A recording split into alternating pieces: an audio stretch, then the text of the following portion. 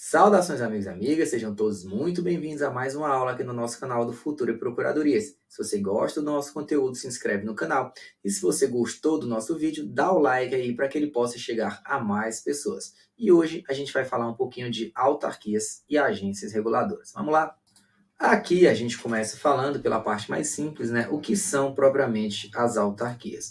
Pessoal, as autarquias, elas são formas de descentralização do Estado, são novas pessoas jurídicas, aqui nesse caso de direito público, criadas pelas entidades federativas para o exercício de atividades típicas do Estado. Nesse caso, a gente tem aqui uma zona de certeza positiva, uma zona de certeza negativa. O que é considerado de forma aí de forma certeira, né? O que é uma atividade típica do Estado? Por exemplo, poder de polícia, exercício do poder de polícia. Por outro lado, o que não vai ser considerado, está na zona de certeza negativa, uma atividade típica do Estado. Por exemplo, exploração da atividade econômica. Elas terão, autarquia significa etimologicamente autogoverno, né? Então serão novas pessoas aqui, elas não têm propriamente um autogoverno, isso é apenas a etimologia do nome, mas elas terão uma personalidade jurídica própria e terão alguma autonomia em relação àquele ente que as criou. Então vejamos, no entanto, não obstante isso, elas terão um regime jurídico de direito público muito semelhante ao da administração direta. É por essa razão, então, né, elas são criadas por lei. Vejam que elas não têm autorização legal para serem criadas e depois o registro dos atos constitutivos. São criadas diretamente pela lei para exercer, conforme dissemos, atividades típicas de Estado. O regime de pessoal delas é o estatutário, né, porque é aquela coisa do pacote completo. A gente vai ver uma ressalvinha mais na frente, mas o dever ser é o quê? Pacote completo, pessoa jurídica de direito público, regime jurídico administrativo. Qual é a forma de contratação do regime jurídico administrativo? É o estatutário. Então, a princípio, deveria ser para todas elas regime jurídico estatutário. Sim, essa é a regra geral. A gente vai ver a exceção mais na frente. Bens considerados são bens públicos, né, os bens das autarquias. Tem aí, então, a inalienabilidade relativa, impenhorabilidade, imprescritibilidade e não onerabilidade. Seus atos e contratos são, como regra, de direito público e elas respondem de forma objetiva pelos danos que causarem nos termos do artigo 37, parágrafo 6º da Constituição da República. Então, lembrando, ainda que elas pagam por meio de precatório ou RPV, a depender do valor. Agora vamos lá, isso aqui tudo vocês já sabem, a gente só deu uma recapitulada, a gente passa aqui para refinar um pouquinho a nossa análise para falar de uma exceção no que tange às autarquias. Essa exceção que a gente trata se refere especificamente ao regime de pessoal dos conselhos profissionais. Vocês sabem que para exercer, né, o exercício profissional, ele é livre no Brasil, mas ele pode estar submetido a alguns condicionamentos. Esses condicionamentos, eles são verificados por quem? Pelos conselhos profissionais. Então, você tem, por exemplo, conselho de medicina, conselho de contabilidade. Eles exercem, então, poder de polícia em relação a essas pessoas que se submetem ao seu espectro de fiscalização, ao seu espectro de atuação. Beleza. A vida inteira eles foram considerados autarquias profissionais. Aqui eu trago para vocês jurisprudência em teses número 35 do STJ.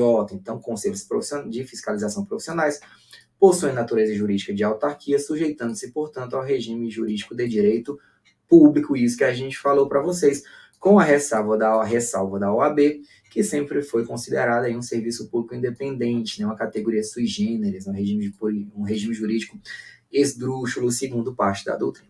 Legal, esses conselhos profissionais, eles tinham legislações antigas, né?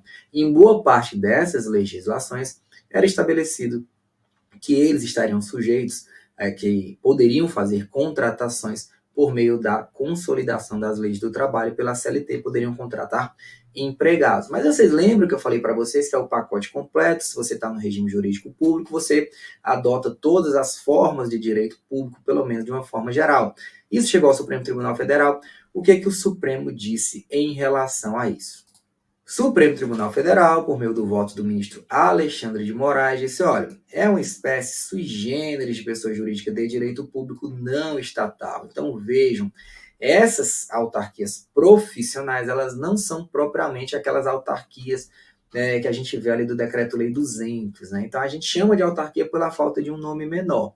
Então, o ministro Alexandre de Moraes, no voto condutor dele, ele disse, olha, nesse caso, elas não são propriamente autarquias, são pessoas jurídicas sui generis de direito público.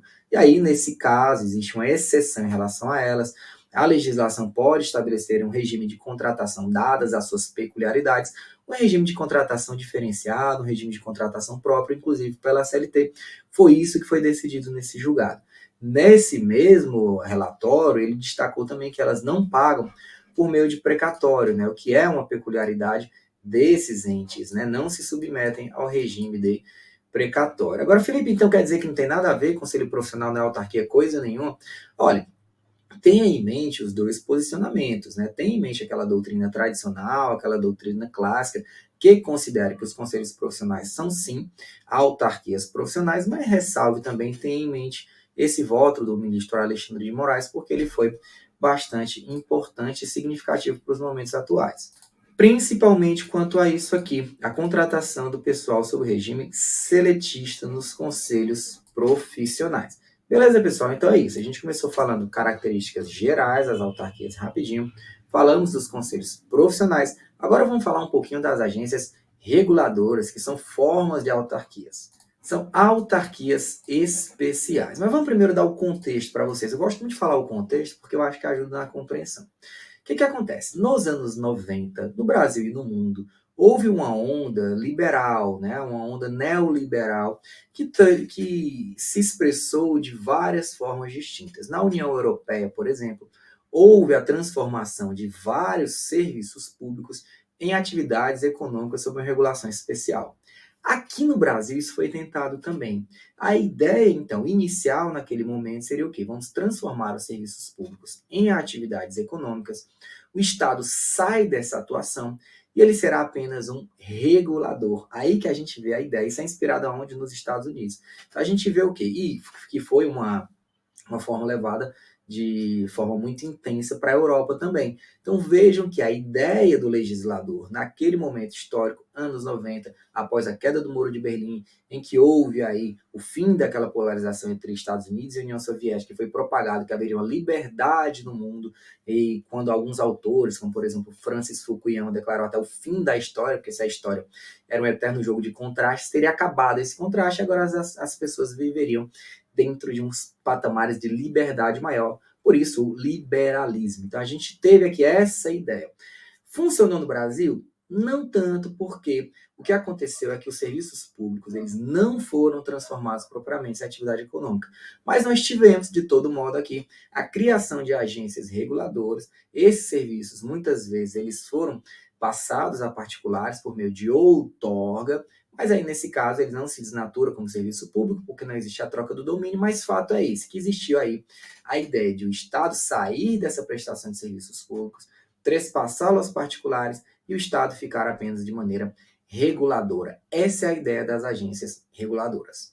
E aí, claro, se você está falando de uma agência reguladora, nesse caso, ela vai o quê? A ideia também nesse momento é que a gente não vai mais ter ideologia aqui, a gente vai transformar tudo numa gestão técnica da coisa. Nesse caso, então, as autarquias, as autarquias especiais, no caso, as nossas agências reguladoras, elas foram muito fomentadas aqui nesse sentido, de deixar aquela atuação mais neutra, mais imune a influências políticas. Então, a gente destaca aqui que os fundamentos utilizados, né, foram a despolitização e uma maior celeridade na regulação. Mas como é que a gente faz para ter essa despolitização, para ter essa maior celeridade na regulação?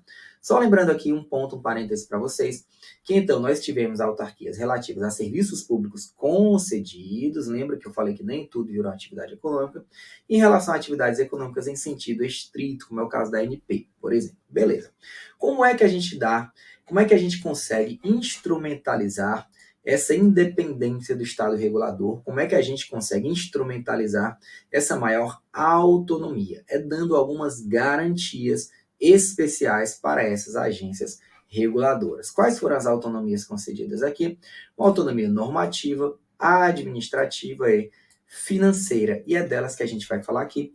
É isso que as bancas acabam olhando mais quando vão falar de agências reguladoras. Então, só a título de exemplificação, trago para vocês o artigo 3º da Lei 3.848 de 2019, que diz: a natureza especial conferida à agência reguladora é caracterizada pela ausência de tutela ou de subordinação hierárquica, pela autonomia funcional, decisória, administrativa e financeira e pela investidura a termo de seus dirigentes e estabilidade durante os mandatos, bem como pelas demais disposições constantes desta lei ou de leis específicas voltadas à sua implementação. Então vejam que houve aqui uma preocupação muito grande em relação a essas agências reguladoras para que elas conseguissem exercer o seu ministério regulatório de forma autônoma, sem se submeter a pressões políticas, sem se submeter aí a eventuais interferências indevidas, a externalidades.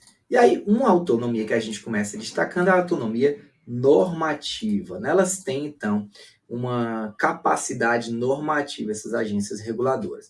Lembrando que aqui não é que elas possam criar leis. Elas, nesse caso, elas podem trazer normas gerais e abstratas dentro do âmbito de atuação delas, dentro daquele escopo regulado por elas, e essa atividade normativa dela decorre da lei, não é uma atividade independente da lei. E qual é a lei que permite isso? A lei que criou a própria agência reguladora, lembrando que ela é uma autarquia, né? Então, nesse caso, você tem uma lei que cria a autarquia e ela confere esse poder normativo à agência reguladora. É um poder normativo técnico, então veja, ela não vai simplesmente, dentro dessas normatizações dela, repetir tudo aquilo que a lei falou. Ela vai ter uma amplitude técnica dentro desse escopo regulamentar. A lei, então, ela estabelece parâmetros, estándares, dentro dos quais aquela agência reguladora vai poder atuar. Então, poder normativo, edição de atos normativos técnicos no âmbito do setor regulado. Lógico, existe divergência, tem gente que considera que isso é inconstitucional, mas o Supremo Tribunal Federal se manifestou sobre esses dispositivos aqui, dentre os quais eu destaco o inciso 15 do artigo 7º, né, da Lei 9782 de 99, pelo qual, né, foi conferida à Anvisa a possibilidade de proibir a fabricação, a importação, armazenamento, a distribuição e a comercialização de produtos e insumos em caso de violação da legislação pertinente ou de risco iminente à saúde. Então vejam, a Anvisa, nesse caso, ela teve aqui uma possibilidade de regulamentar dentro da sua esfera de atuação o comércio de determinados produtos. Nesse caso aqui foi questionada a venda de cigarros aromatizados. E o Supremo Tribunal Federal reconheceu que poderia, que não tinha problema, que ela tinha essa competência. Então vejam, foi aqui um fenômeno diferente, né? Uma obrigação que foi criada por delegação legislativa. Nesse fenômeno que é conhecido como deslegificação. Então nós temos aqui a deslegificação ou deslegalização, e ela tem alguns limites, obviamente. Qual seria um limite? Reserva legal específica, né? Então você não poderia, por exemplo, criar um crime, um tipo penal a partir dessa deslegificação, e matérias sujeitas à lei complementar. Então vejam, é uma normatização técnica dentro do âmbito de atuação daquela agência reguladora e a partir da legislação que a criou dentro dos estándares legalmente permitidos. Essas agências reguladoras, para evitar que elas sofram pressões políticas, né, que existe também aqui a primeira, a impossibilidade de recurso hierárquico impróprio, posição que é corroborada majoritariamente pela doutrina e pela jurisprudência, e ainda o mandato de seus dirigentes, né? Então, o dirigente dessas agências, eles têm mandato, né? E nesse caso ele só pode perder em caso de renúncia, sentença judicial transitada em julgado, ou processo administrativo assegurado contraditório e ampla defesa. Lembrando que os mandatos deles não coincidem com os do chefe do executivo, justamente para garantir aí, em tese, uma despolitização, uma maior autonomia dessas entidades. E, por fim, para garantir que essas entidades tenham de fato autonomia, elas precisam de dinheiro, né? Porque se você estiver incomodado com a atuação delas, basta sufocar financeiramente. Então, elas têm autonomia financeira garantida aqui por meio de taxas regulatórias e o envio de proposta orçamentária ao respectivo ministério. Então, vejam, né, pessoal? A gente começou falando aqui das autarquias, que são pessoas jurídicas de direito público, criadas por leis para o exercício de funções típicas do Estado. como elas são aqui pessoas jurídicas de direito público, submetidas ao regime jurídico administrativo, a princípio elas estão submetidas ao pacote completo do regime jurídico administrativo, inclusive no que tange ao seu regime pessoal. Claro, sempre tem exceções, destaquei para vocês a exceção dos conselhos profissionais, que são autarquias profissionais, e dessa maneira eles têm as suas peculiaridades. Supremo Tribunal Federal, por meio do voto do ministro Alexandre de Moraes, entendeu que eram pessoas jurídicas de direito público sui generis. Então, dessa maneira, admitiu que eles contratassem servidores pelo meio seletista, né, pela consolidação das leis do trabalho, que não é a forma típica de contratação no regime jurídico administrativo. Legal, depois a gente passou para as agências reguladoras, falamos o contexto dessas agências reguladoras, quando elas surgiram, né, que houve aí a iniciativa naquele momento histórico de privatização de serviços públicos, acabou que não foi algo tão profundo, mas de fato nós temos atividades econômicas propriamente ditas regulamentadas e serviços públicos concedidos. Dentro dessas, regulando essas atividades, nós temos as agências reguladoras, que basicamente elas tiveram reforçada aí a sua autonomia, dentro de uma autonomia financeira, de um poder normativo e de uma autonomia administrativa. É isso, pessoal. Foi isso por hoje. Essa foi a nossa mini aula aqui para vocês saírem e fazerem uma boa revisão sobre o tema.